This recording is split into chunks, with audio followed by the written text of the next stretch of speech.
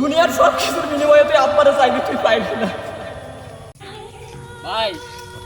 ভাই রে কি রে, তুই এর সময় অসময় গামছা টামছা পরে তুই আমার কাছে আসছস? হ্যাঁ, এলাকার লোকজন দেখলে কি বলবে? যা পরে কথা করিস, যা। ভাই আমি আসতাম না ভাই, আব্বা আব্বা স্ট্রোক করছে ভাই, ডাক্তার কইছে দ্রুত বড় হাসপাতালে ভর্তি করতে ভাই। তা আব্বা স্টক করছে, তাই আমি কি করবো? আমি যেদিন থেকে বাড়ি ছাড়ছি সেদিন থেকে তোর সাথে আমার সম্পর্ক নাই। তুই আব্বা স্টক করছে, কি করবি তুই করগা, ওগুলো আমি ভাই, দেখতে পাবো না। ডাক্তারে কইছে আব্বারে বাঁচাইতে গেলে অনেক টাকা লাগবে ভাই, তুমি কিছু একটা করো ভাই।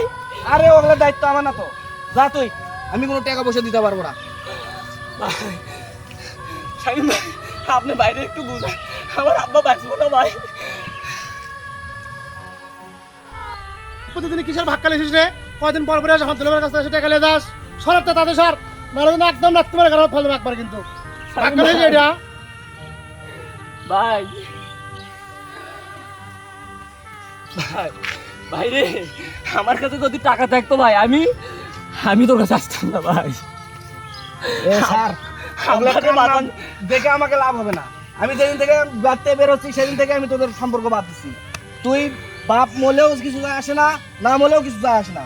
তোর যা ভালো হয় তুই তোর বাপের চিকিৎসা করবি না কি করবি না ফেলে দিবি, ওসব আমি জানি না। তুই এখন এখান থেকে যা তো। ভাই রে, আমার সমর্থ থাকলে আমি একাই চিকিৎসা করতাম, তোর কাছে আসতাম না ভাই। বাপ তো আমার একার না রে ভাই, তোরও তো বাপ, আমার আগে তোরে জন্ম দিছে। প্লিজ ভাই,